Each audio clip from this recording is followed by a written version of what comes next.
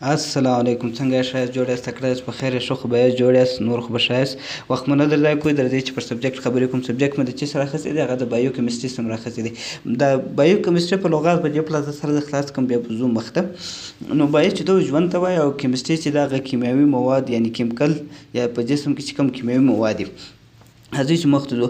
نو د کوم پروفایل یا د چیست ټسټ مو رااخیستی دی؟ پنکریاټک پروفایل څه مو رااخیستی دی، او په هغه کې مو کوم ټسټ رااخیستی؟ هغه کې مو سیرم لایپیز رااخیستی دی.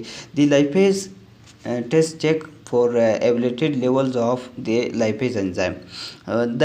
دا چیست دی؟ دا سیرم لایپیز، دا د لایپیز انزایم لیول چک کوي. صحیح ده.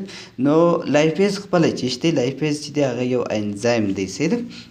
د دې فنکشن چې دی، فعالیت چې دی، د لایپیز انزایم هیلپس یور بوډي ډایجست فیټس یا لپیډ.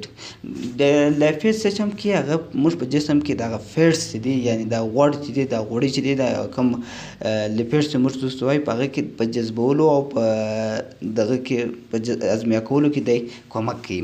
نو most of the lipase in your body make by pancreas and salivary glands. دا څوک جوړوي؟ دا تقریبا چې دی پنکریاس جوړوي او سیلوري ګلینډ ورته وایي، هغه یې جوړوي. نو کله کله زموږ په جسم کې دا په وینو کې یا په بولو کې په لږ مقدار کې موجود دي، نو هغه چیست نارمل دي. که دا زیات شي نو ډیر شي، نو دا بیا یو ناجوړي علامات موږ ته راښکاره کوي، هغه ته چې وایي ډیسورډر پنکریاز او سیلوري ګلینډ وایي. د دې نارمل ویلیو چې شته یا نارمل رینج چې شته، د دې هغه د 0.3 یونټ پر لیټر پورې ده. یعنې دا په کوم کنډیشن، یعنې په کوم حالات کې پورته کېږي؟ اکیوټ پنکریاتس ورته وایي، یعنې نوی ناجوړي چې پنکریاس ته لګېدلي وي. کرونیک پنکریاتس کېږي، یعنې زوړ پنکریاس ته چې ناجوړي لګېدلي. پنکریاټک سیډوسیسټ ورته وایي، پنکریاټک کینسر ورته وایي، چیلوسایټس ورته وایي، سیویر ګیسټرو انټرایټس ورته وایي، کولک ډیزیز وایي، الرجي ټو ګلیټنز او ډیډینل انسر دی، یعنې مایکرو لایپیزیمیا ورته وایي، او پروټیډ السر دی ته وایي کېږي. په دې ناجوړیانو کې دی پورته کېږي، او په دې ناجوړیانو بیا ویډیو راځي. صحیح ده. او د دې سپیسیفم کلیکشن به په چیش کې کوي، یعنې کوم ټیوب به در سره وي، کوم چیش به کوي. په دې کې به ستاسو سره جل ټیوب وي، هایپرین ټیوب او پلین ټیوب وي، ژیړ زرغون سور ټیوب. او د دې ټیسټ پروسیجر به څنګه کوي، په کوم ماشین کې به کوي. مینی میډاس به در سره وي، فل اټومیټډ بایو کیمستري ورته وایي، سلیکټرا ماشین چې کوم یو دی هغه به در سره وي. بایو کیمستري چارې پارې وکړي چې نوم مو دا کېږي انشاءالله. بایو کیمستري ماشین چې یا په هغه کې کېږي.